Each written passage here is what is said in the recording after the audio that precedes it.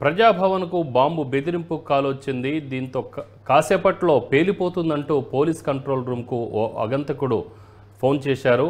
దీంతో అధికారులు వెంటనే బాంబ్ స్క్వాడ్తో తనిఖీలు చేపట్టారు.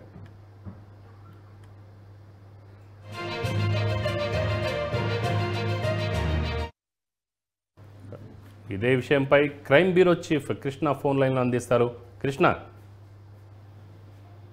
రామారావు, ఏదైతే ఈ ప్రజాభవన్ కు బాంబు పెట్టామని మరి కాసేపట్లో పేలిపోతుందంటే ఓ వ్యక్తి కంట్రోల్ రూమ్ కి ఫోన్ చేసి సమాచారం అందించాడు. విషయం తెలుసుకున్న వెంటనే కంట్రోల్ రూమ్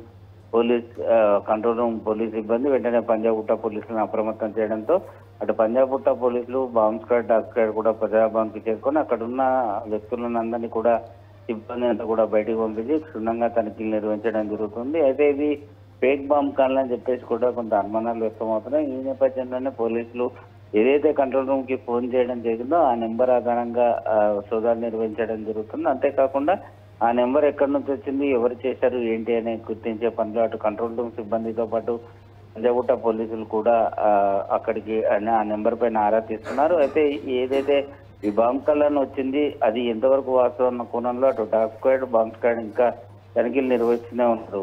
రామారావు, అంటే గతంలో కూడా అనేక మార్లు ఇలాంటి ఫేక్ కాల్సే వస్తూ ఉన్నాయి.